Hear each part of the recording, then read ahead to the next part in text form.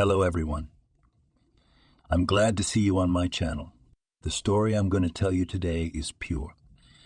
It is true that all the bad things that happen in life happen for a reason. It is said that we can appreciate the good things, the things when they happen to us. I hope you enjoy this story.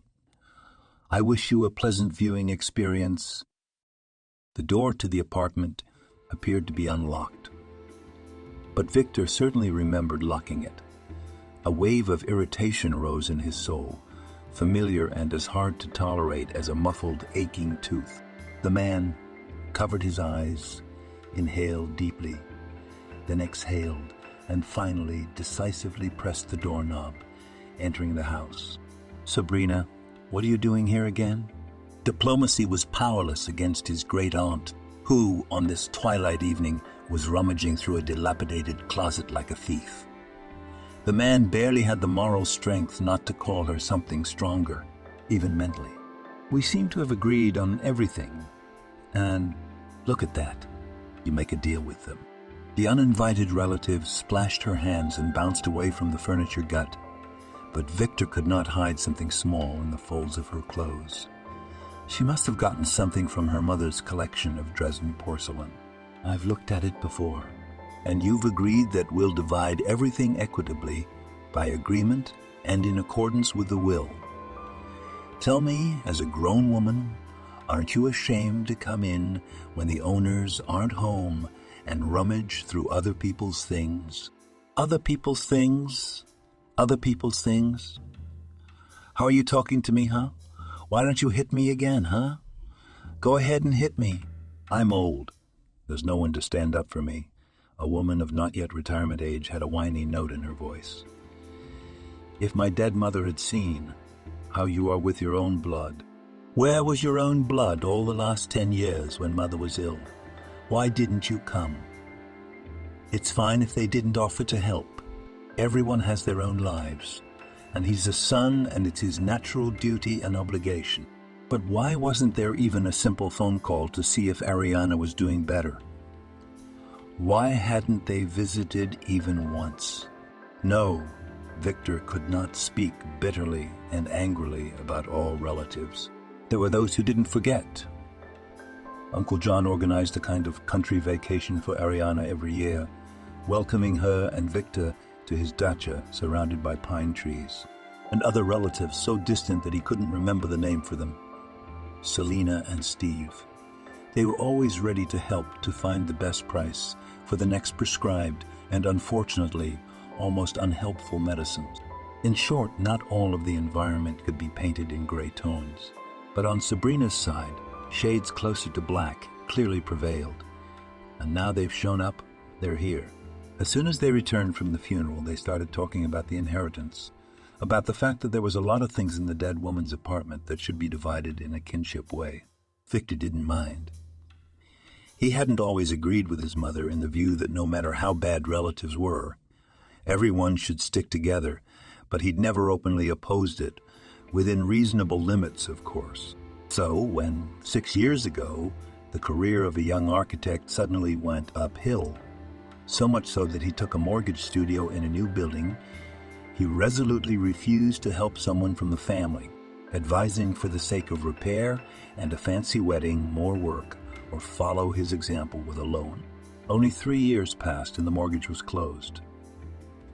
But the housewarming party was not possible. Mother's illness progressed and she almost stopped getting out of bed. So the studio was empty. His personal life didn't work out either. Romances happened, but relations went out when Victor introduced another friend to his mother or simply told about her serious condition and assured that in no case he would not give her parent anywhere. She is his mother. She has been left helpless and he is obligated and just wants to be her support for all her days. For the tragic outcome, Victor had long been morally prepared. Only it didn't lessen the pain of losing his mother. It only helped him not to go crazy staying in silence in an empty apartment. And it helped him do the right thing. A proper send-off. But no one was going to give him time to think about how to live and what to do next. "You'd better leave," Victor said quietly but firmly. He had long ago learned that simple rule. Don't let your opponents feel like they've hurt you, and that would be the strongest defense.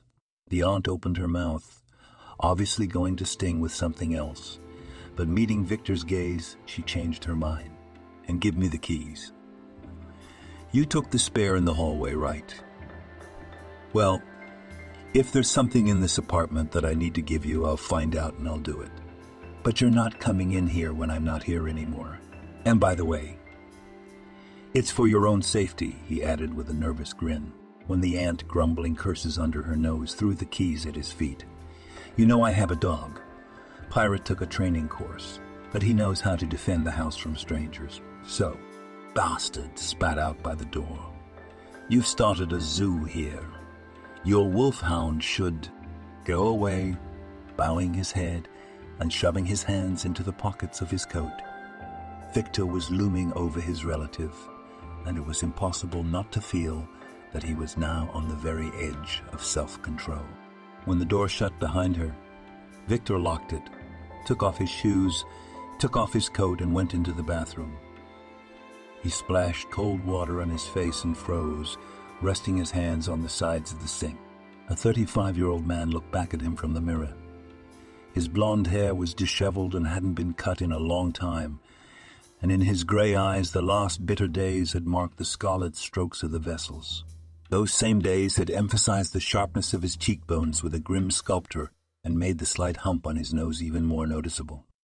It would be necessary to shave, but there seemed to be no energy left for the simple routine of daily life. Without turning on the light, he walked to the kitchen, where he brewed himself a stronger mug of coffee and hastily put together some sandwiches. In the thickening dusk, one could imagine that everything was going as before, that he had just come home late from work, as he often did, and he would soon be able to wake up his mother and find out what to cook or heat up for dinner. Then, of course, to walk pirate for the night and still be with Mom, keeping her company while watching some show or series. But reality pressed with leaden vice. It was impossible to turn away from what was happening and what was still to be done. So, having drunk the second coffee and reproaching himself for it, Victor went to his mother's room, turned on the light, and began to dismantle the dresser. Personal belongings to one side, those that could possibly be claimed by relatives to the other. But the cedar box, dear to his mother's heart, with a carved lid on which a couple of bears were dancing, they would not get it. Victor decided that he would keep it for himself as a keepsake. His mother kept here trinkets, beads, a lucky streetcar ticket, and so on. Victor smiled sadly, but once there was no greater adventure for him than to sit on his mother's lap and go through all this together with her, listening to the stories and even fairy tales that his parent composed about each thing. The man carefully opened the box and saw a strange paper. In general, his mother did not keep any letters or anything like that here. However, it was a letter that was found here, and a will. On the envelope was written in large letters, "Victor, my son, this is for you." What is it? He asked himself and sank down in the plush, worn armchair, twirling the envelope in his hands, and for some reason terribly reluctant to open it. It seemed to him that he and his mother had no secrets. So this is a farewell letter. Shaking his head, Victor resolutely pulled out a few sheets of notebook and delved into the reading. It turned out that Mom had secrets after all, and the main one was that Victor had thought all his life that his father was dead, crashed in an accident, but it turned out that he was alive. It was just that his mother, as she herself admitted, did not want to ruin her son's life by talking about him. After all, he would then ask questions. And when he grows up, he'll want to look for something else, which is definitely not necessary. There's no family for a long time. There never was one. But one day, there comes a time when it's no longer possible to keep silent. And so, in a letter, Ariana made her last will and testament. Her mother apologized for hiding the truth, but also explained that she could not do otherwise. According to vague hints, it seemed that some events forced her to part with Victor's father and forbid him to visit her son and somehow communicate with him. True, She had agreed to accept regular sums of money for the boy's upbringing, and even, when the child was very young, some gifts. Now, after she was gone, it was time for Victor to decide for himself, and the mother said that she wanted Victor to go to his father and get to know them, especially as it is directly connected with receiving the inheritance. It's nonsense, Victor sighed, reaching for the will. It had been drawn up in accordance with all the rules at a notary. It stated Ariana's will that the apartment where she and her son lived would go to him, and in addition, a vast plot of land somewhere in the southern region would go to him as well. Victor didn't quite understand what they were talking about, but it seemed to be a very large plot of land. But how did his mother have it, and why did she never talk about it, although she herself had specified that it all had something to do with her father? It was nonsense. Victor repeated and resolutely put the papers back in the box, hers in the drawer of the dresser, and the last one closed so sharply as if he feared to be bitten back. One could sit up all night wondering what it all meant and thinking about what to do now, but there was no point. Victor went to his room and got into bed, and although it seemed to him that he would not be able to fall asleep, he fell into a dreamless sleep almost as soon as his head touched the pillow. Victor woke up unusually late for himself at 10 in the morning. Instead of breakfast, he had a yogurt snack. He resolutely rejected several incoming calls from Sabrina, who hardly wanted to apologize, but to suck out more nerves in the morning, that was for sure. In difficult life situations, Victor had been saved many times by the rule to act quickly, but not stupidly, and to deal with everything as you go along. That's why he arranged a meeting with his best friend, and in less than an hour after waking up, he was already sitting opposite him at the coffee table. Barry tapped his chin thoughtfully with his finger. Very strange. What are you thinking of doing? That's what I was going to ask you, Victor shrugged. Can you find out what these lands are? In principle, it's possible to figure it out. But it will take a little time. Being a lawyer not only by profession, but also by that very vocation, about which one can speak poetically, Barry knew how to find a way out of any circumstances, and when his friend's dark streak began, of course, did not stand aside. I've got plenty of that. You all right? I'm okay. Then I'm lousy. I don't want to go anywhere. But I will. And, you don't have to find out anything. I'll figure it out. The chief said I could take as much vacation time as I need. Besides, our project's up and I can be online. So the pirates visiting me? No. I think I could use a soulmate. Barry dropped Pirate off at his house, where he was temporarily staying. The name was surprisingly appropriate for the stocky Staffordshire Terrier, whose mostly white face had a spot around his eye that looked like a sea robber's patch. Victor decided to leave the dog at his best friend's house because he didn't want to make the wayward animal nervous with constant visits to the apartment of relatives and acquaintances. Some of them came to express their sympathy sincerely, but even though there could be intrusive people headed by Sabrina, Victor seriously feared for the dog's nervous health. He didn't want any conflicts in which Pirate, behaving naturally to protect his master, might claw someone. He did not like guests at all. He considered it his dog's duty to follow everyone around and sniff them regularly with great suspicion. All right, lad, let's pack up, shall we? Stowing personal belongings was a matter of 5 minutes. But the pirate's luggage almost surpassed the master's. After all, it was necessary to take a warm mat, favorite toys, a warm jacket, bowls, and a supply of diet food for allergic dogs. I was distracted from packing by the doorbell. Sit, be quiet. Leaving the dog in the room and covering the door, Victor went to open the door. On the doorstep was Sabrina's son, 19-year-old Max. Great. The boy shuffled his foot, wiping it on the mat. Victor squinted his eyes. Max was behaving unnaturally. Wasn't cocky and insolent, which meant he was in trouble again. In general, Victor had nothing against this big aged brat. After all, it was a miracle that he was still sane, living in such an environment. And in general, Max was not a lost soul. He even went for a gold medal at school. But then, Perhaps it was a protracted teenage protest, but the boy had gone off the deep end. "Come in," Victor nodded.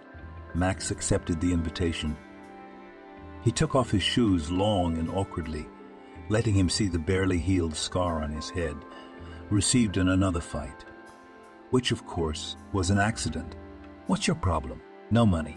The guest hummed, chewed his lips, and scratched the back of his head for a long, concentrated time. "Such a thing. You see the right thing. Borrow it, eh? I'll pay back. With interest. I'm afraid that a kilometer-long line of your creditors won't let me through." "Oh, come on. We'll work it out. We'll swim out, huh?" The guy swayed and banged on the joint. Victor cringed. It was a familiar picture, painfully disgusting, and it was 99% hopeless. In the far room, a bored dog clawed at the door. "Oh, and the beast is home." Max grinned and plopped down on the floor. Energy again? It was already habitual to bow down, put a shoulder, and bring a relative to the kitchen. There were no home-cooked meals left in the refrigerator. Victor himself had been sinning with snacks on the go for the last few days. But there was cheese, sausage, butter, and bread. A pack of cookies and a salad from the cookhouse. Everything was put on the table, along with hot, strong tea.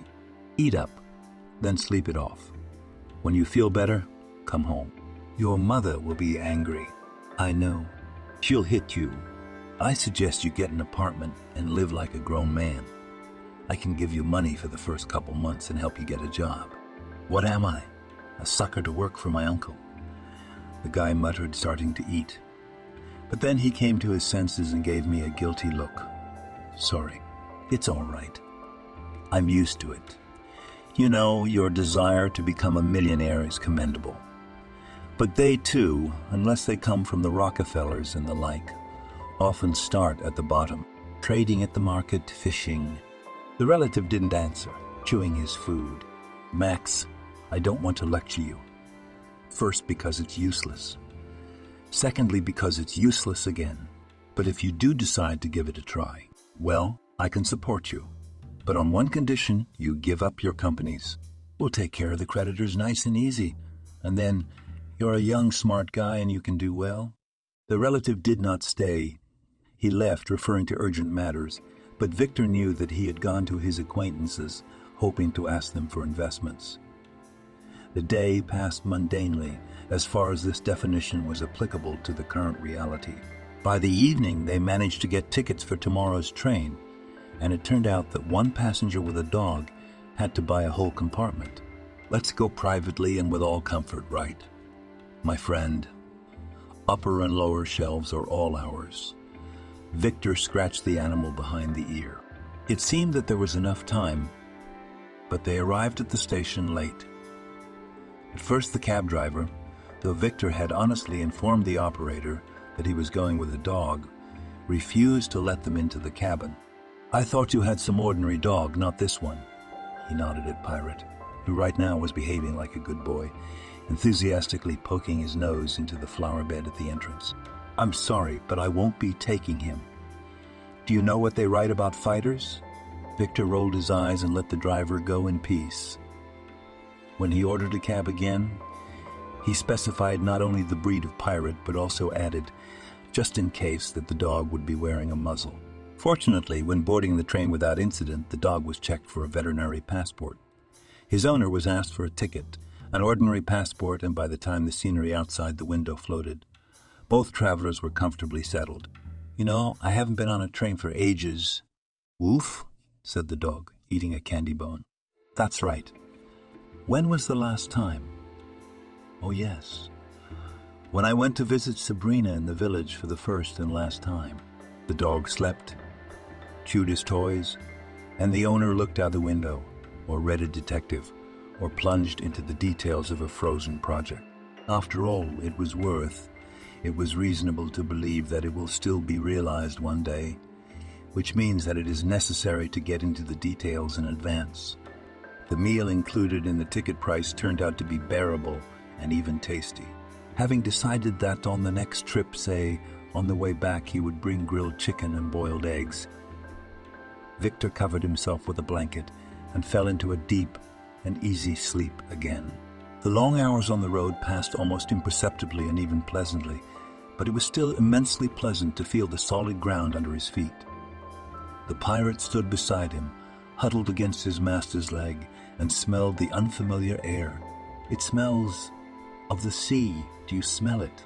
In this latitude, spring seemed to have long ago replaced summer, so Victor threw off his windbreaker.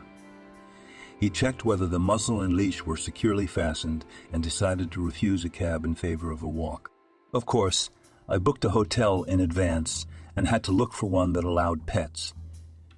Victor didn't want to put his pet in a special hotel or to look for a private boarding house, but it seemed unthinkable to entrust his best friend to strangers. The hotel clearly belonged to the category of 3 stars, but in general it was surprisingly clean and cozy. The small room overlooked the part of the city where low-rise private houses surrounded by green courtyards still clustered in steps down to the shore. And from here you could also see the sea itself. It sparkled along the horizon with an azure ribbon, making him forget all worries for a while, and just give himself to the present moment. The next morning, Victor woke up without an alarm clock at 7 in the morning. He felt unwell. His body ached from the road. His head ached without the missed morning coffee, but an invigorating drink and a hot shower to unwind could wait. The pirate huddled delicately against the door, hinting to his master that his needs were urgent indeed. A walk? The dog wagged his tail and, once outside, began to breathe noisily and deeply again. The owner himself was also not lagging behind by the purity of the air and the absence of noise. It was clear that this was a city where life flows outside the modern humming and stuffy rhythm, so often set by the everyday life of megacities. Realizing that public beaches are not meant for dogs, even very well-mannered ones, Victor decided to go deeper to the left, where the wild territory of seaside recreation began.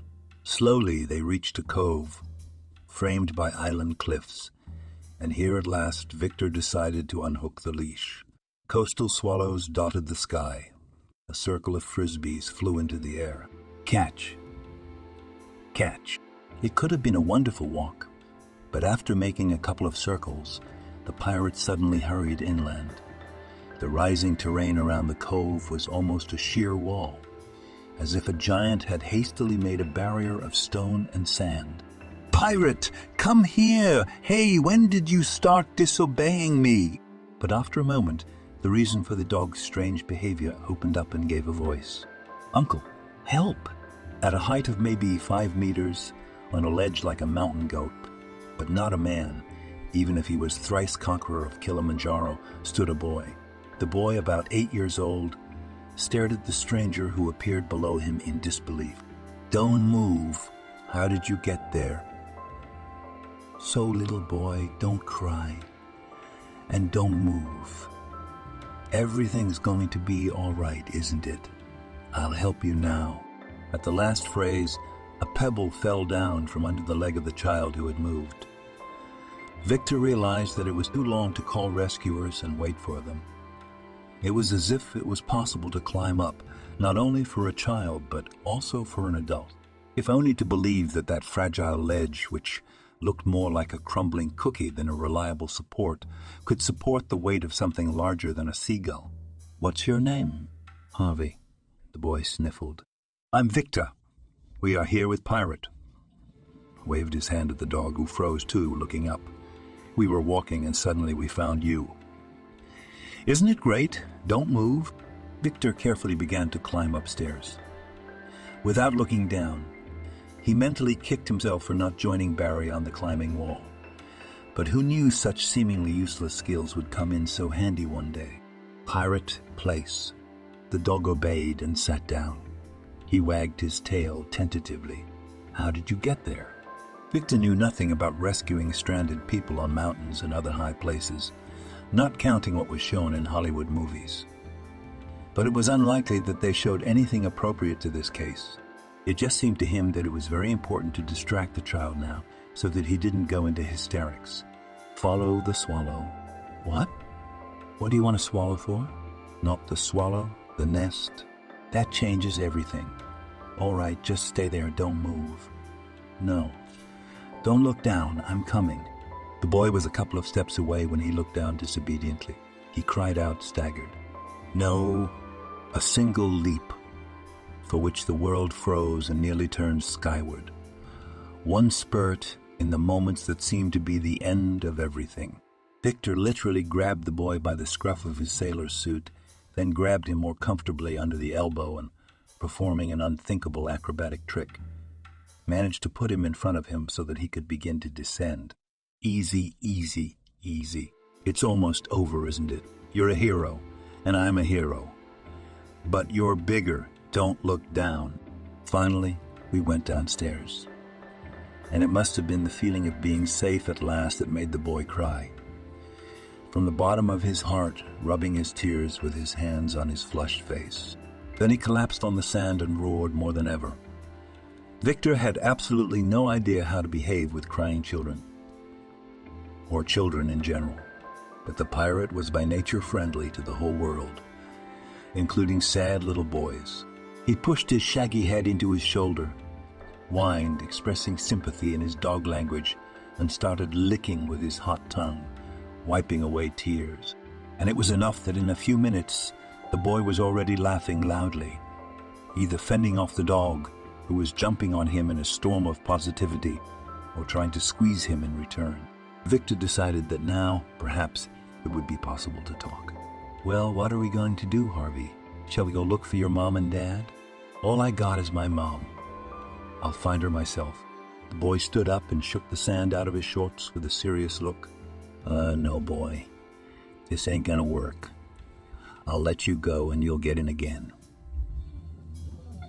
So let's go to your mom. Or better yet, let's call her.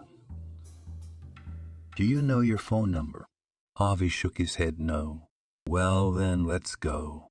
I don't go out with strangers. Wow, not even the ones who save you? The boy thought for a moment. He looked at Victor carefully and even suspiciously. Mom didn't say anything about that. That's good. So where to go? And why do you need a swallow's nest? For soup. It's a very strange soup. It's healing, cures. Who needs healing? Mom or you? Grandpa. The dialogue was interrupted by a newly alert dog. Only now his ears were perked up and his tail was curled. Harvey. Son. Oh. Okay. A woman's voice, echoing in the space of the bay, burst forward of its owner. Mother. Mother. Harvey snatched his little hand from Victor's grasp and raced down the beach toward the stranger. The past events were disturbing. Victor was not on a resort vacation, where the very atmosphere commands to imbibe romantic sentiment. But here and now, it just happened to him. He looked and saw her, tall, slender and flexible, like a reed. Her cornflower dress clung to her long legs. Her long skirt fluttered in a whirlwind from running. Her curly blonde hair flowed to her waist in an unruly mane. She was simply beautiful, effortless and so understanding. It felt as if she had just stepped out of a sea-fresh breeze, pierced by the sun's rays. But mirages, even the most enchanting ones, are mirages to dissipate and return to reality, ruthlessly taking away what they promised. Victor felt like a fool, because he had fallen into this strange, obviously inappropriate stupor and missed the first few phrases exchanged between mother and son. Did he really save you? Harvey had obviously had time to tell his mom what had happened to him. And his mother was here not for nothing, but because someone gave her her son's plans to get a swallow's nest and even specified where to find the young adventurer. Victor got the point. Thank you, holding the boy's hand tightly. The girl smiled at Victor. You saved my son. I don't know how to thank you. For starters, learn to watch the child. If Victor had been asked what to say in such a situation, he would have definitely excluded this phrase. But the word, as you know, is not a sparrow, green-blue, like a sea wave. Eyes of the stranger dangerously narrowed. What makes you think I'm not looking? Because I found him and took him off the sand wall. He'd just run away from home. Do you have the doors wide open? None of your business. And put the dog away. With a shrug, Victor fastened the leash to his collar. Gratitude accepted. I wish your family all the best. I can apologize, the girl sighed, putting her palm to her forehead. We both overreacted, don't you think? I shouldn't have gotten involved. I don't even have children myself. You don't owe me an explanation. You just saved my son. I guess it was unexpected, but really, stop thanking me. I was just walking the dog and Pirate suddenly noticed your son upstairs. So I should apologize to you too. Doesn't he bite? Crouching down in front of the dog, the girl gently stroked Pirate's head, then scratched his neck and behind his ear.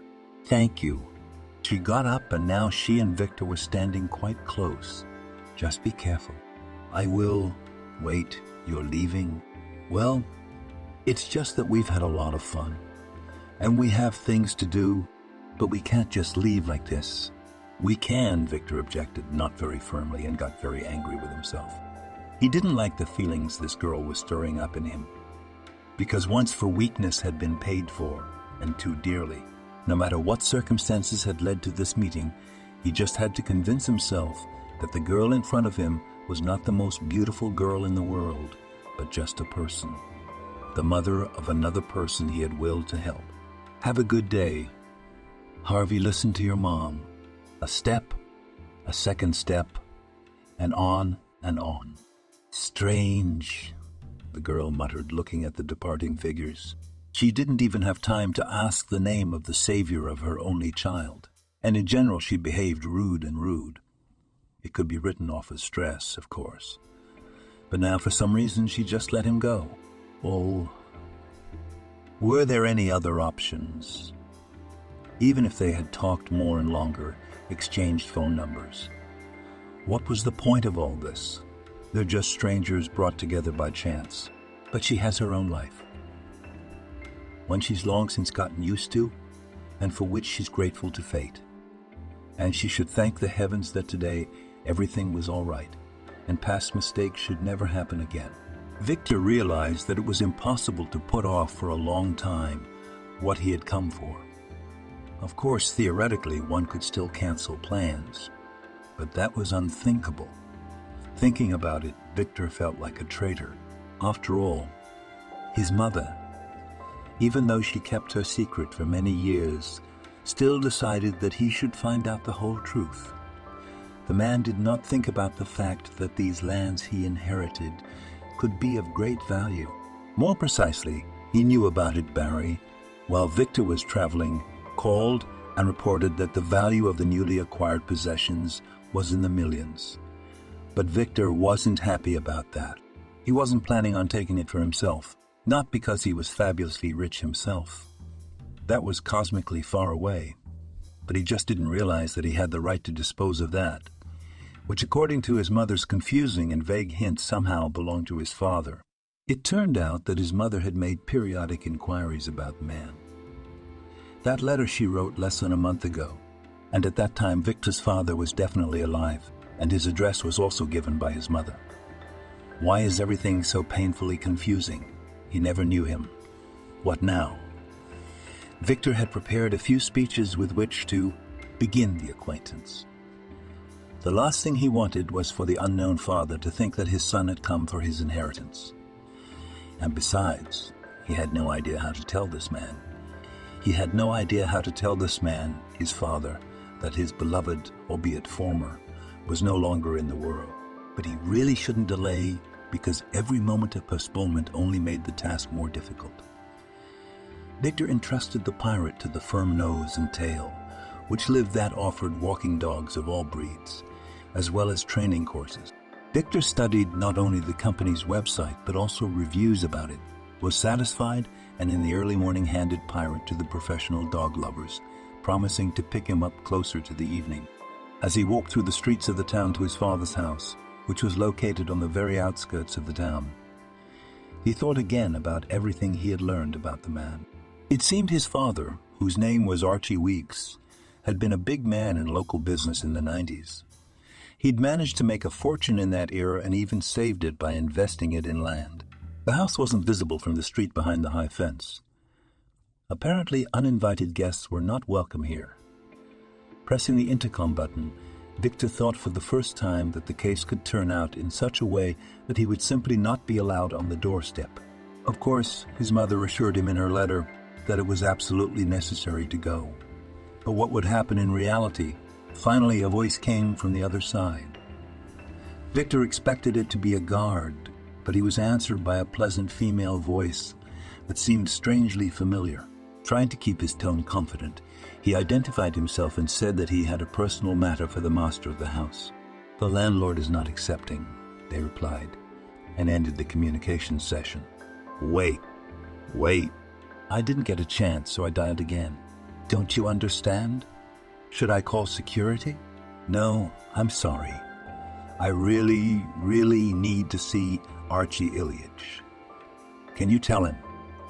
"Well, just tell him that his son is here. If he refuses, I'll leave and I swear I won't come back." It was a bit cloyingly pathetic, but Victor wasn't even embarrassed by it. After all, a man has the right to be nervous and act stupidly, for the reason that for the first time he could meet his father, whom all his life he considered dead. There was a long silence on the other side of the intercom, a sign of rejection. Maybe they took him for a madman and didn't want to talk to him anymore. But the mechanism that opened the gate rustled. Now all that was left was to take a step. Not just one, of course. But Victor knew that if he crossed the threshold of this house, he would never have the same old life again. The yard territory was like a brick fence, slide and representative. Lush green lawn, sandy terracotta gravel paths, and neatly trimmed bushes. A little further away, some other garden plantings. The house was 2 floors with an attic, surrounded on the first floor by a veranda, intricately carved wooden columns, which supported the roof covered with amber red tiles. Having climbed up the wide porch, Victor stopped at the door. The door, as if it had been waiting for him, suddenly swung open. "You?" Standing before him was the same stranger from the beach. Only now she looked completely different. Her unruly hair was tucked into a low bun. Instead of a dress, she was wearing a business suit with a mint-colored skirt, and her slender legs seemed even more impossibly long because of the black-heeled pumps. "Hello?" He wasn't prepared for this development, and somehow it seemed to complicate things. "I need to meet Archie Ilyich." "You're his son?" "Well, yes, I told you." "And you? Come in." The girl smiled crookedly and made an inviting gesture with her hand. "As long as you're here." "But Archie won't be able to keep you for long." The tone, the tilt of her head, and the look in her eyes all said that there was no sympathy from this beautiful person. The beautiful stranger apparently knew more about what was going on than he did. For her, of course, this visit was a surprise, but she knew that the master of the house had a son. And who, I wondered, was the landlord herself? Is she his housekeeper? Or is she his daughter? And therefore a sister then? Shaking his head, Victor tried to turn his attention to his surroundings.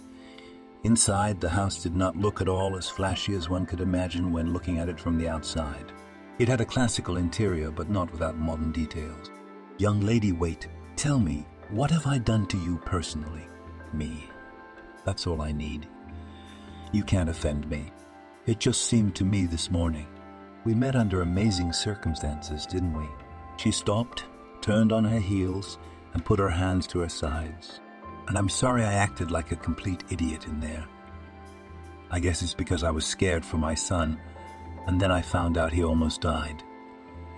But now, you know, I think we should keep our distance, okay? My son told me. My name is Cecilia." And we came, stopping near the massive wooden doors. The girl once again looked at him carefully and sternly. "Archie is not to be stressed. And also take note, I will not allow him to be offended." With those words, the doors were opened in front of him.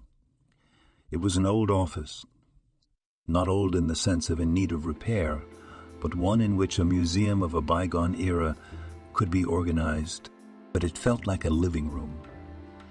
The furniture, made of dark, aging wood, consisted of a desk, matching cabinets with glazed and open shelves that framed two walls, and a third partially, where there were French windows overlooking the garden.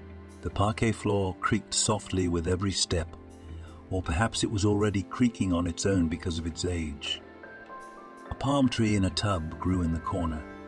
In the corner there was a low table and a couple of armchairs with high, shell-curved backs. Behind a grate in the form of a peacock spreading its tail, there was a fireplace. "Hello, son." He was greeted by an old man with a neat professorial beard, whitened by time to snowy peaks as much as the surprisingly lush hair on his head. Dressed in a light-colored sailcloth three-piece suit with a white shirt, the old man sat in a chair. Not the upholstered one, not the carved one at the table. In a wheelchair. His knees seemed unnaturally sharp, protruding from beneath the suit, showing that their owner had lost the ability to walk a long time ago, but the hands lived. They were lying on the soft armrests of the chair, sliding nervously over them, expressing all the excitement that existed in the seemingly serene body of the old man. "Hello, Father." Was it becoming to address him by his first name and middle name? Perhaps, for they were essentially strangers to each other?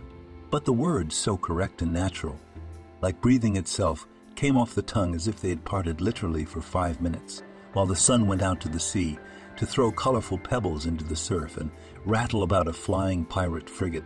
Could it be so? What would it be like to see my father every day, before he grew old and sat in a chair, before Victor himself had lost faith in miracles and realized that the world around him was not simple and sometimes cruel? Somehow, it was very easy to imagine the old man as young. He was obviously tall, and his hair was probably brown too. "I knew you would come one day, but I didn't know if I'd be alive when you entered your home." His house? Victor still didn't understand much. What should he understand? Life was circling, sometimes beating, spreading people's fates on the sides. Just as the sea current does not cost anything to carry away the boats caught in its bottomless embrace. But now he'd just learned the simple truth that he had a father. And he had found him. Does it take more than that to bring peace to the soul? Is it so necessary to dig into the past? Can't we just live?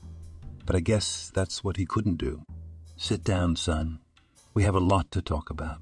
Victor obeyed and sat down, sinking into the chair that smelled of lavender and a little dust. Everything he'd found appropriate to say about his mother's death seemed completely wrong now. How could such a story be told?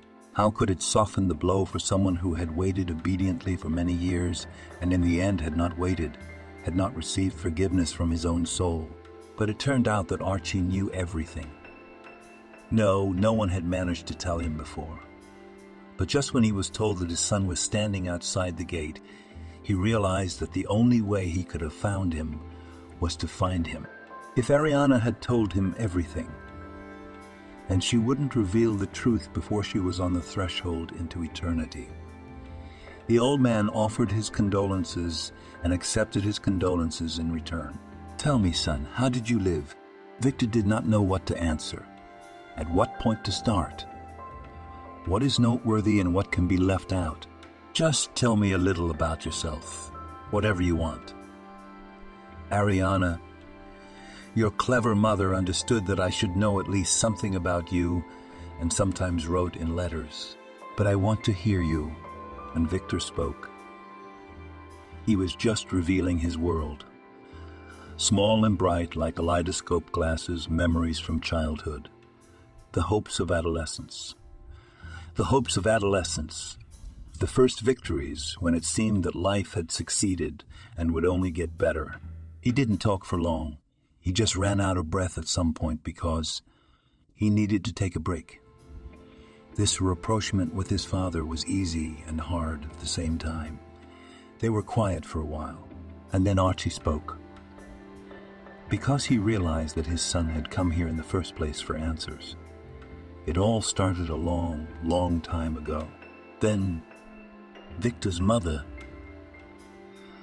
still a young, laughing girl, was sent here by assignment from the Institute to study the peculiarities of local agriculture, to learn the secrets of zoning subtropical crops. They met her father in the garden, under the plum trees dropping petals.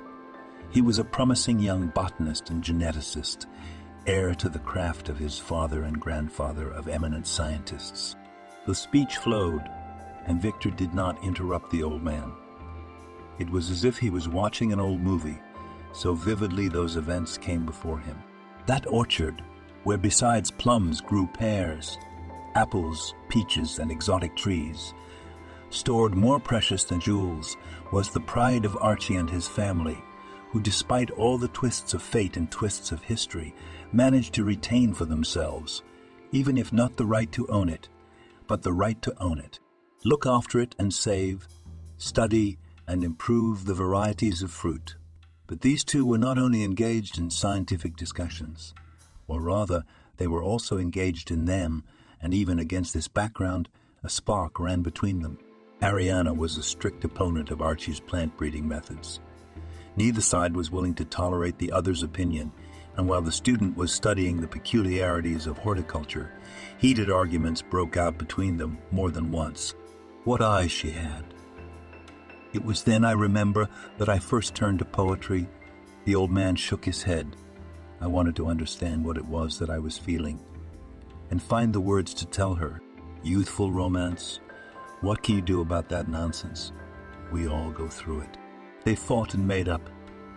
Archie appreciated Ariana's brilliant mind and introduced her to his family. They continued to work, but now, more and more often, the girl found herself in the hospitable Wick house. At some point, everyone got used to the fact that the heir to the family name had a friend of the heart. And even before she did, everyone had gotten used to the fact that she, too, would become part of the family name. And then the 90s came. The time was not easy, but again, the Wicks stood firm, connected their old connections, found finances, and bought the very lands where the gardens grew, and even those that were behind them in reserve, so to speak. Archie gave some of that land to Ariana in honor of their engagement. It was to be a great wedding. It seemed as if nothing could interfere with the happiness of the young couple. But fate had other plans. Or perhaps fate had been favorable to these two, but no power can sometimes cope with ordinary human meanness. Archie's best friend Jacob was a member of the Wick household, and he fell in love with another man's fiancée. He had fallen bitterly and angrily in love, cursing the girl not for refusing him, not even for offering him anything, but for not being the first to meet her. It was the quietest and most dangerous kind of jealousy, capable of smoldering for a long time, poisoning the lives of those around them, just as the smoldering in peat bogs is not immediately ready to blaze toward the heavens, but first gathers strength in the darkness. Jacob was trusted. Ariana trusted him too. She didn't pay attention to the signs at first. Why would she want another man when she had a fiancé? But Archie was often busy. He could spend the night in his office and then be gone for days. He could suddenly go off on some expedition to learn something new. The young bride was bored. There were resentments and even jealousy on her part because it was well known how many girls tailed at Archie, hoping to tear off this favorable party. If Ariana was asked directly, she would certainly be terribly indignant that she was suspected of being able to cheat. How could such an abomination even be suspected? She did not realize that by accepting Jacob's small signs of courtship, she was giving gossip and food for thought to all of Archie's relatives. Ariana was somewhat naive, quality that is known to be as invaluable to a person as it is dangerous. She saw Jacob as her husband's best friend, and she gave herself free rein to his feminine coquetry, finding it a little amusing that she had such a stubborn admirer around, like a minstrel to a beautiful lady who already had a beloved knight. One day, when Archie had gone to the capital on business, Jacob suggested that his fiancée go on a picnic to rest on the seaside from the pre-wedding worries that were weighing on her mind. The fresh wind was beating on her feet, threatening to tear the plate with kebab and young cheese out of her hands, making her question what the interlocutor had said. It was supposed to be a picnic, symbolizing real and pure friendship between a man and a woman, without vulgarity. Ariana had already decided that she wanted Jacob to be her children's godfather. She decided that she could trust him with everything in her heart, and once again she complained about Archie's lack of attention to her. "But you, beautiful, have me." He confessed everything. He said he loved her and couldn't live without her. Tried to kiss her. She hit him. She ran away from that shore, burning with shame and not realizing how blind she could have been. Even though nothing had happened between them, Ariana never told anyone about Jacob's abusive behavior. She was all the more afraid that Archie would find out. Then he would definitely leave her, because she was an unfaithful woman. The day Archie returned, Jacob came to him and told him his side of the story. He admitted that he'd been having an affair with Ariana for a long time. Archie chased Jacob away and challenged Ariana to a frank conversation.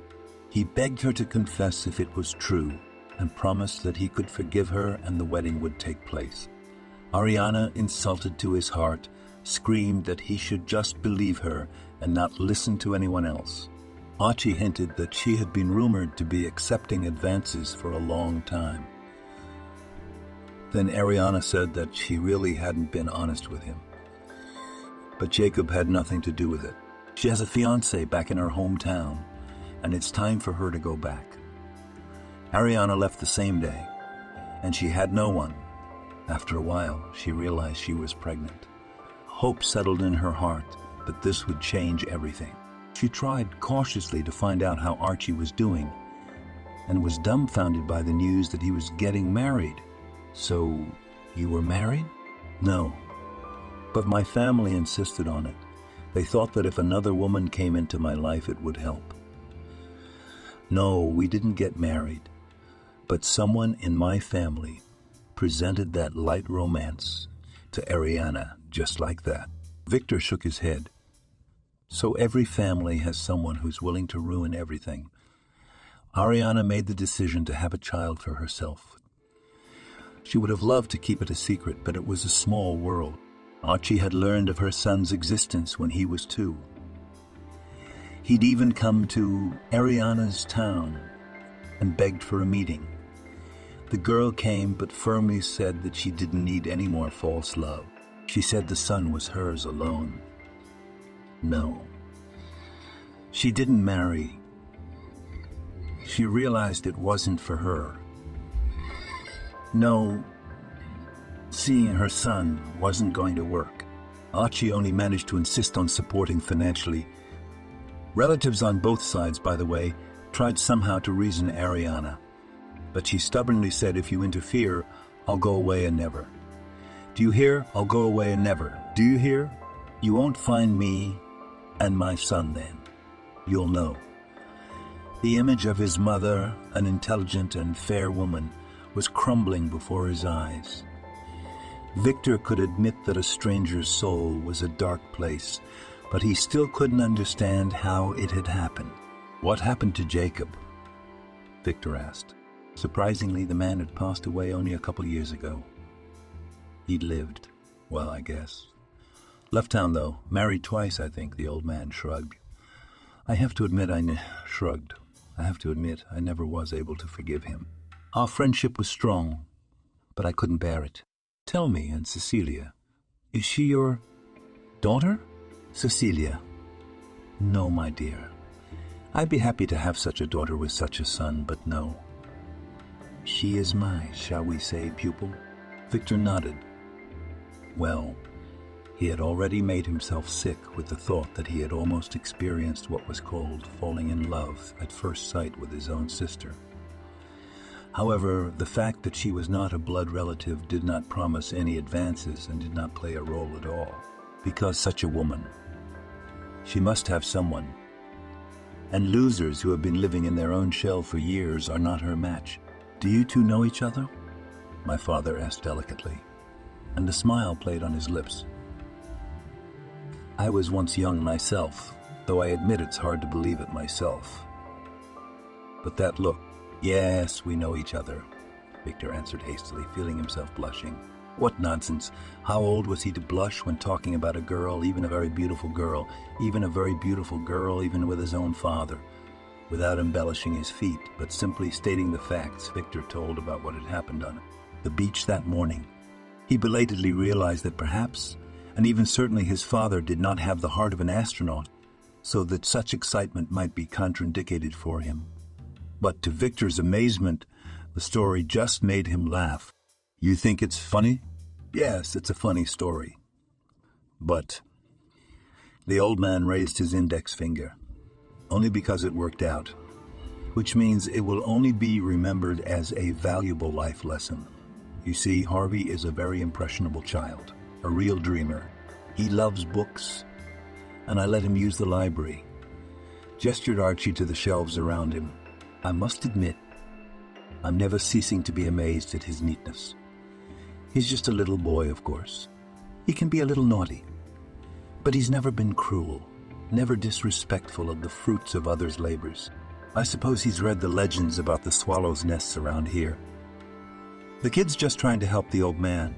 I confess I, too, at one time, was willing to be cured by any means necessary. But then when it became clear that it didn't help, I didn't accept it. That would be too loud a word. But simply, I decided to change my life a little, keeping the most important thing in it. And then Archie told his son about how Cecilia became his pupil. The girl was only 18 and to the anger of her parents suddenly found herself pregnant. All discovered when doctors could not help. However, knowing Cecilia's temper, Archie had no doubt that she would never have agreed to get rid of the child. And so, since what had happened between her and some visiting tourist, the girl's fate was sealed. Cecilia's parents, in an attempt to hide the shame of their daughter, set the condition that she would marry whoever they chose to marry her. If you give a dowry for a daughter, you can find a but salvageable option. Cecilia preferred to leave home altogether. She packed her bag and left. She had hoped to stay with friends in the city, but it turned out that they were happy to see her country friend only as a guest, but not a person in dire need of help. Work? And even with accommodation, it turned out to be impossible to find. Relatives far and near, at the instigation of Cecilia's parents, turned their backs on her. The girl literally found herself on the street, and one day wandered into the garden, where just ripe apricots. The watchman found her curled up in a ball under a tree. With one hand she was hugging her big belly, in the other she was clutching a red apricot and sleeping soundly. Archie decided to leave the girl to start with the rights and duties of an au pair. However, in view of the long term of pregnancy, she did almost nothing and rather adopted the science of housekeeping from Julia, cook and housekeeper in one person. Then Harvey was born, and Archie offered Cecilia a little longer with the role of a maid in his house, because it was important to get a good education. And so it all worked out that the pupil successfully graduated from the university and began to help not in the house, but in Archie's company, which throughout the country and even abroad sent seedlings of their own, unique varieties, as well as transferred to other breeders' plant materials, for other breeders' plant materials. New botanical experiments. Cecilia turned out to be a talented accountant. Victor did not doubt the lavish praise that her father wasted for her. It was clear that such a lady has everything and always under control. As for the inheritance, no, not at all. After the conversation, Victor thought it was sacrilege to talk about the division of property. He didn't want it at all, even before he met his father, and his opinion hadn't changed a bit. Moreover, he had made an important decision. But Archie, hearing his proposal that the garden should remain the property of their founders and true owners, was terribly indignant. His speech was heated, and Victor was forced to listen to everything. That he was a kindred blood, and therefore these gardens belonged to him as well. That Archie had always dreamed that Ariana and her son would return one day, and they would enter the gardens together, when they would be embraced by the life-giving spring. And then, when the sunset of summer would fill them with lush, ripe gifts. And what does it turn out to be now? The only son and heir shows up to say he doesn't need what his father gave his mother as a wedding gift to symbolize their love. Well, how long had he been thinking up such a sophisticated insult for an old and weak man? Victor did not immediately realize that the last phrases were playfully theatrical, and that the old man was just amused by them. "Calm down, my dear, or you'll turn gray and we'll be twins." He jokingly wagged his finger. "I knew from your eyes that you didn't mean to hurt you." "Why did you?" "I wanted to see how our breed looked in you. And I think you're a lot like my great-grandfather. He too was broad-minded and often tried to take credit for his own accomplishments. But I don't have any merits." Victor waved his hands. "I'm just an ordinary man. And here, my boy, you are deeply mistaken." Shook his head, father. "The mere fact that you came to restore the kinship and not to profit from it says a lot about you. You've been with your mother for so many years, sacrificed everything for her." Swallowing hard, the old man ran a finger over his eye. He had long ago given up crying for lost love, but today the tears came. "You are very much like her. I will be the happiest man in the world if one day you forgive me for not being able to hold on to Ariana, for not being able to give her a long and happy life, and you a full childhood." "I don't need to forgive you yet." Victor finally made up his mind. He got up, came closer, sat down, and took his father's hands. "It's not your fault. It's not Mom's fault either. It's just the way life is. But we can change it sometimes, right? I'm here, and if you'll let me, I want to get to know you better, and I want to know more about my family. They'll be happy to meet you, son." Suddenly there was a quiet knock at the door. Victor stood up, and the old man, smiling brightly, winked at him. "Come in, Cecilia." The girl entered, balancing elegantly with one hand, opened the door. On the other, holding the tray set out for tea. "Go away, I'll drop everything," snorted at Victor, who rushed to help. Finally, the tray was on the table, and the girl began to pour tea. "Lime and mint today, Archie. Would you like some honey?" "Absolutely. Archie only drinks tea at 7 o'clock in the evening. It's 8:00 now, and it's not without reproach that she's informed her father of the routine. Would you like herbal?" she said to her guest. "Or black? Then I'll brew a separate one. Herbs are healthier, I think." "And with honey, please." Victor felt out of place. He couldn't understand why the girl was so against him. Now she was furiously stirring honey in his cup. True, Archie grinned. "Our old men's habits can be useful to you young ones. Cecilia, would you be so kind as to tell Julia to get the bedroom on the second floor ready?" Cecilia almost dropped the tray again, but already without the guilt of an unwelcome assistant. "Is he staying?" "In fact, I've booked a hotel. A nice one. I don't want to embarrass you. So I can call my son to stay under someone else's roof when he's got his own place. But, you know, I have a dog." "A big dog," Cecilia specified. "A dog is good. We stopped keeping watchdogs a long time ago, relying on alarms. And after my hawk, who was a very clever cocker spaniel, I didn't dare get a puppy. He'd be unbearably bored with me." Archie pounded his fist on the chair in feigned rage. Victor had no choice but to agree. It was agreed that he would return to the hotel to pick up his things and the dog and be here in the morning. As he was leaving the house, he ran into Cecilia again. "Cecilia, wait, can we talk?" "I'm busy." The girl's hands were cluttered with folders. "Tell me, why don't you love me?" The girl's eyebrows rose in surprise. Her lips tightened into a string. I didn't mean that. Sorry. Why are you looking at me like a wolf?" "That was better, but not by much. Tell me, why did you come here?" "To see my father." "And the inheritance doesn't matter? What's that got to do with it?" "My whole life I thought my father was dead. Then suddenly I found out he was alive. How could I do otherwise?" Cecilia, well, all right. Cecilia, you may not believe me, but I'll swear on my life that I have no desire to take over these gardens. I don't know what I could possibly do with any of it. But Archie said I should keep them, because I'm part of the Wick family. I spread my hands helplessly. Do you think it would have been better to go against my father's wishes? The girl stared, bowing her head, in a different way. Studying, as if now she was picking up atoms of everything that was stirring in the heart and mind of the man opposite. Later, looking back, Victor was surprised how much a man could fit into one day. Life in his father's house was nothing like it had been for him before. That is, many things were absolutely familiar, such as meals, regular communications with the office, where, according to colleagues, things were getting worse.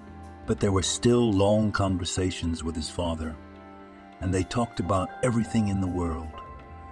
Then they lazily plunged, like fed whales, into the oceans of memories of the past. Then suddenly they entered into lively discussions. My father insisted that plant breeding and everything connected with fruit trees was terribly fascinating. And since Victor had taken his rightful place in the Wick family name, he must learn the relevant sciences. Victor was stubborn, saying that he was an architect by profession, and that all he could do was to tell the difference between a melon and a watermelon. But wanting to do the old man a favor, he opened books on botany more and more often, and even volunteered to help with the big project Archie dreamed of, publishing a multi-volume encyclopedia devoted to the history and all the contents of the Wick Gardens, starting with their foundation, which happened in the distant 18th century. Cecilia slowly thawed. Then she started a conversation, then suddenly asked him what he thought, as an architect, about that attic or that porch. Victor blushed stupidly, answered inappropriately, sometimes even on purpose, since it made Cecilia laugh so much. Pirate, too, had settled into the house, and for the first time he was able to walk outdoors for 24 hours at a time. Victor was afraid that the dog would not understand whom to obey in the big house, but the pet turned out to be surprisingly smart and obeyed everyone a little. Who lived one day at a time, and in a frenzy of excitement was Harvey. He was terribly excited that it turned out that his old grandfather, as he called Archie, had a son. It was this boy, by the way, as Cecilia said later, who had helped them to bond. He had just brought Victor a picnic basket one day and told him that Cecilia had invited him to a meeting on the seashore. And he left a note for his mother saying that he had gone for a walk on the shore near a rock that looked like a giraffe, where his mother, by the way, strictly forbade walking. Naturally, Cecilia rushed there and found Victor there. They almost fought again, but then somehow it happened that they just stayed and had a snack under the sound of the surf. It was beautiful. And a week later, Victor took Cecilia to the movies and kissed her for the first time. A call from Max took him by surprise. In a series of recent events, Victor somehow forgot about a lot of troubles and worries of his recent life. The new reality opened before him with 1,000 facets, and each required close attention. What happened? The guy's voice was shaking, and it seemed that this time he wasn't trying to push pity. It looked like he was really in trouble, but he flatly refused to clarify the details of what had happened. Not a phone call, he explained deftly.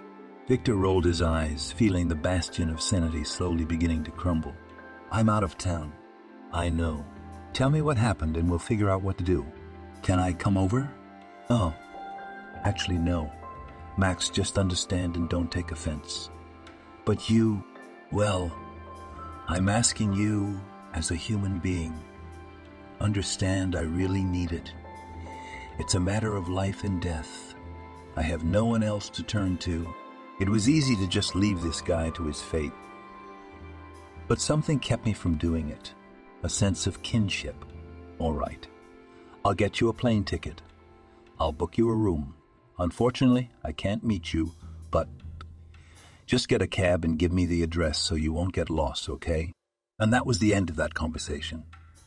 The plans for the next day had to be changed by canceling the inspection of honeysuckle seedlings, which interested Archie especially much lately.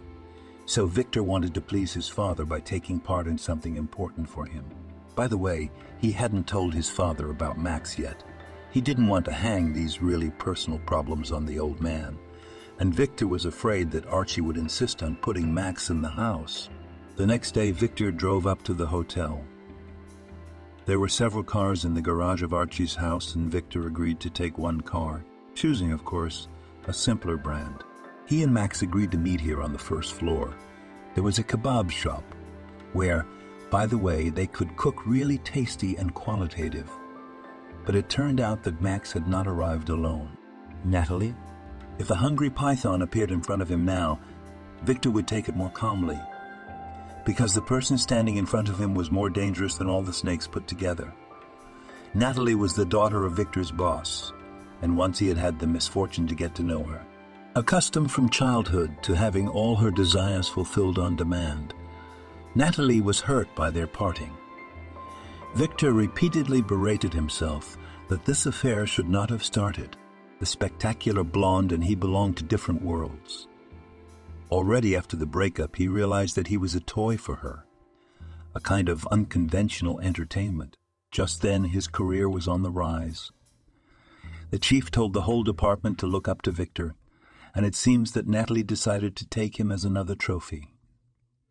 He'd even heard her talking to her girlfriend once about how I've never had an architect before. What are you doing here? Honey, why are you being such a boo? Heels clacking. Natalie threw her arms around her ex-boyfriend's neck and smiled sweetly. The smell of expensive perfume was luscious. I missed you. He hardly managed to tear away the girl's annoying hands from him. And Victor couldn't help himself. He immediately attacked his brother. And he, being a simple guy by nature, told everything as it was. Yes, he had big problems. Yeah, Natalie found him and told him to contact Victor, and she'd help him talk him down. So the guy told the whole truth, for which he received a glare from Natalie. Natalie, you and I broke up, and I think we're done. Max is family. He's staying. But you go back. You and I have nothing more to talk about, and I think you'll have enough money for the ticket. Our parting was a mistake. Natalie smiled ravenously, tossing the strands of her hair over her shoulder. And we'll talk about everything, honey. The blonde turned away defiantly and walked into the kebab shop, sat down at a vacant table, and studied the menu. It was possible, of course, to tell her everything once again and to go to another place to talk to Max. But Victor could be stubborn too. Why should he change his plans because of her? So they took a table too. Naturally, a different one and away from Natalie's ears, and they had a serious conversation. It turned out that the relative really had big problems.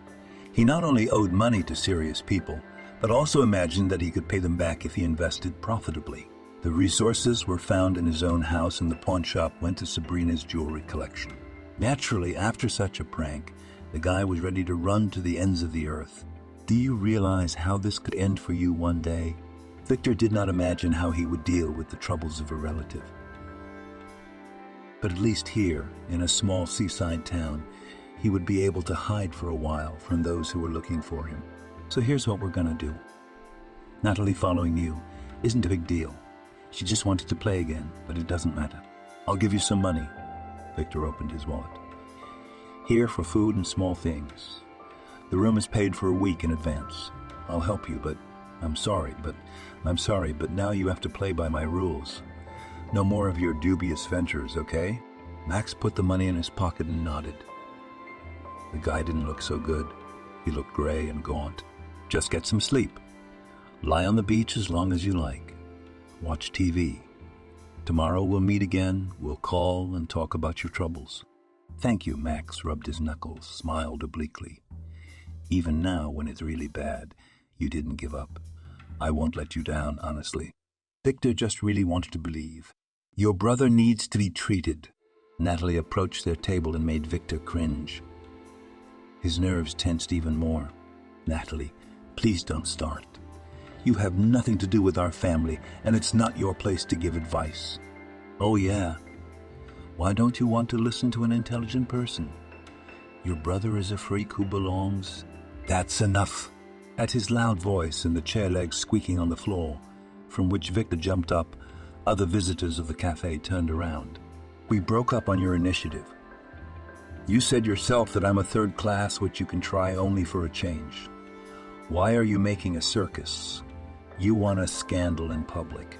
No, you're not going to get one. And right now you're going to get in a cab and go to the airport. You're not giving me a ride. Natalie puckered her lips and fluttered her eyelashes. Okay, I'll give you a ride. If the price for the girl's disappearance was such that her society had to be tolerated a little longer. Victor was ready for it. I'm in. Max got up. You can go to the hotel? It's right here. Well, it's kind of uncomfortable for me alone. The guy shrugged his shoulders. For all the insolence and even outright impudence, sometimes the guy was stupor when he was timid in front of everything around him.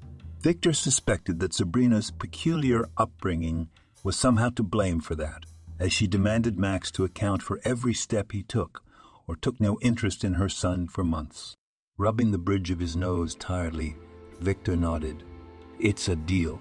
He paid the bill for his and Max's table, though they hadn't had time to eat anything. They hesitated at the car. Max slid into the back seat, but Natalie stubbornly sat in the front passenger seat. There was no energy to argue about it, especially since the airport was only half an hour away. We need to talk. The blonde opened her mouth as they pulled onto the country highway. Victor took a shortcut through the foothills, where there were almost no other cars. In the mornings, the fog was often foggy, making driving extremely dangerous. But now the road was perfectly visible, and the only thing to do was to stay in his lane carefully and try not to look at Natalie, admiring the scenic view beyond. No, you don't. I loved you. You're not disgusted with yourself, are you? I loved you, then I didn't love you. What do you want from me now? A second chance. Natalie, it's not gonna happen. I'm sorry. Oh yeah, you're a fool, like your brother and your whole family. Calm down. Natalie had thrown tantrums before. In her mind, it was something romantic and dramatic to show her vulnerable nature. Give me a chance. You can't leave me. Fingers with long pink manicures gripped the steering wheel over Victor's hands. What are you doing? We're going to crash. A silver truck whizzed by, Max yelling from behind as they missed it by nothing short of a miracle.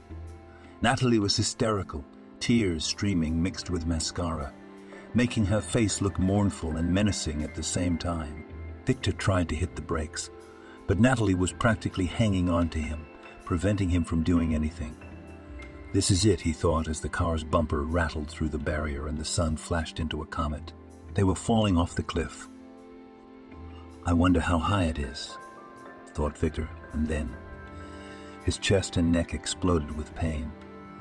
But before it became unbearable, the world plunged into darkness. The local news later called it the most fantastic rescue in an accident of this severity in the history of the city. Everyone in it survived. True, Max was the least lucky of all. He had a broken rib and arm. The guy was in a coma for 2 days, but then surprised the doctors by how quickly he recovered. And barely able to walk, he came to Victor's room, who was relatively unharmed, but had to spend a lot of time in bed. He had a mild concussion. The relative was allowed to talk for a while, and they had a difficult but ultimately relieving conversation. I saw it when I was out.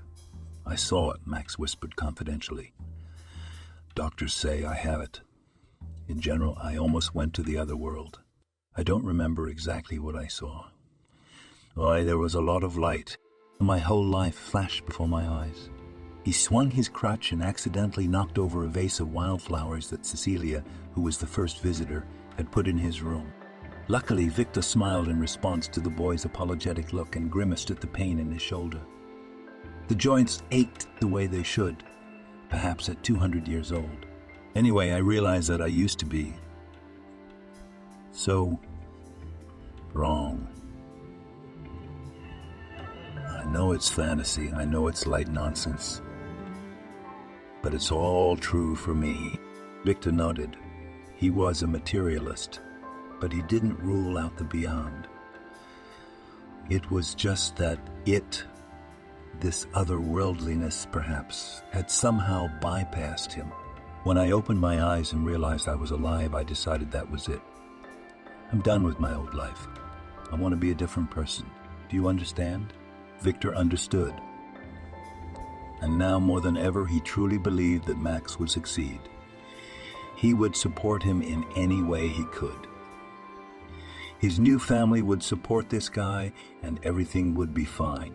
And right now, he had a story to tell too.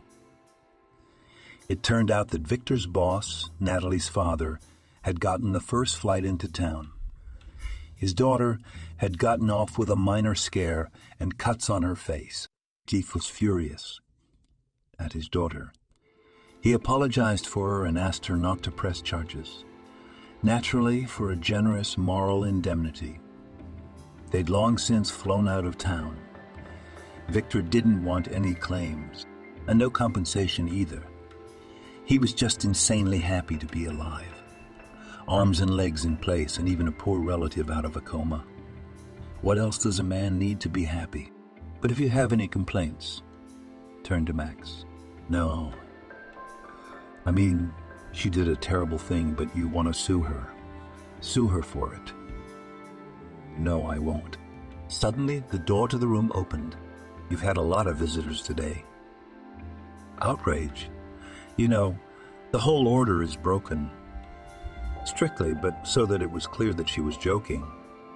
So that it was clear that she was joking, said the nurse who looked through the doorway. I should probably go, fussed Max, who, as it turned out, was absolutely childishly afraid of doctors.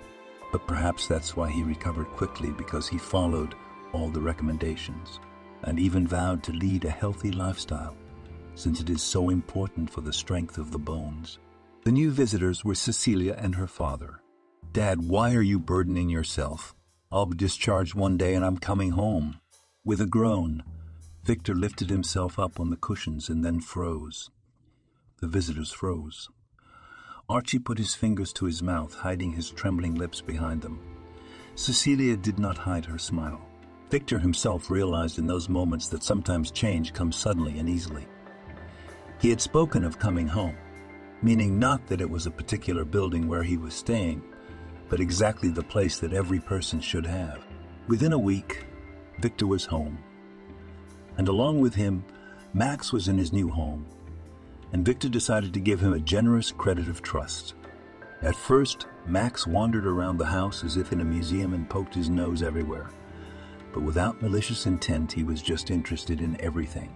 And then it turned out that the guy has a talent. He managed to fix the original engine of an antique car, which did not want to start for about 40 years.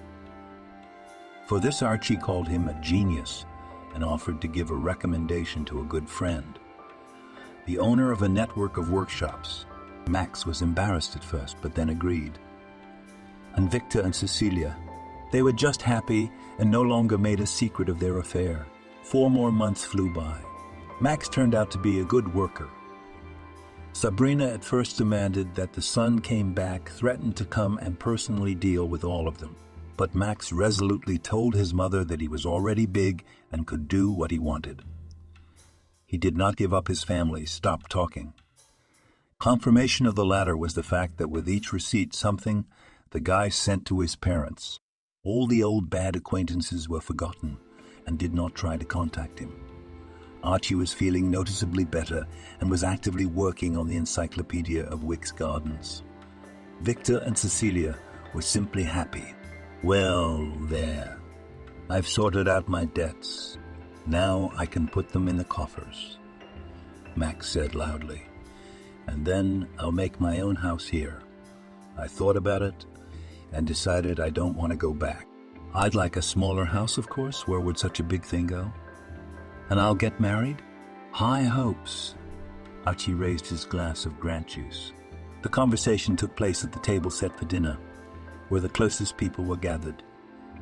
Victor and his father sat next to each other. Cecilia gave up her seat to Harvey, who wanted to be closer to the dessert. Max was adored by Julia for his appetite, and she kept a motherly and loving eye on him all evening. The weather was marvelous, the edge of summer when the tart, spicy aroma of autumn is in the air, but the sun is still caressing the earth with its rays. Taking advantage of the opportunity, the table was set right in the garden. The quiet clinking of instruments was tinged with the chirping of grasshoppers in the grass. "It's my birthday soon," Harvey reminded them gravely. "You have informed us exactly 24 times today, young man," Archie replied.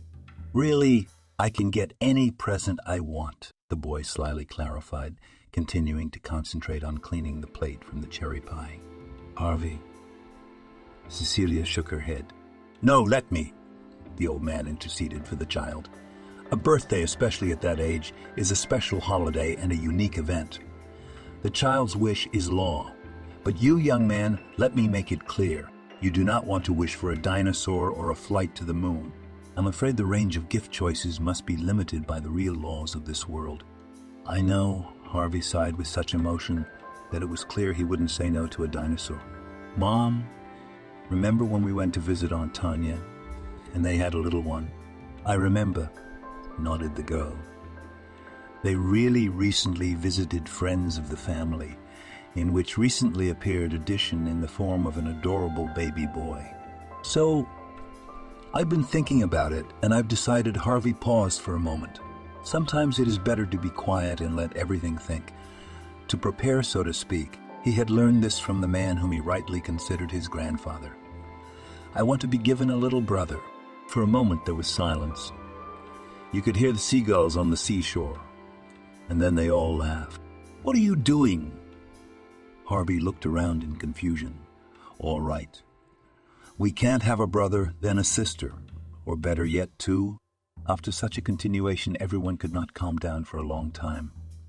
Cecilia and Victor stopped laughing before the others and met their gaze. It seemed to be that perfect moment. "We have news for you." Victor got up from his seat. He took a glass and a fork, then thought that ringing in the company of 5 people was somehow stupid and too pathos, and returned the dishes to their places. "Anyway, we've decided to get married." "I also have news."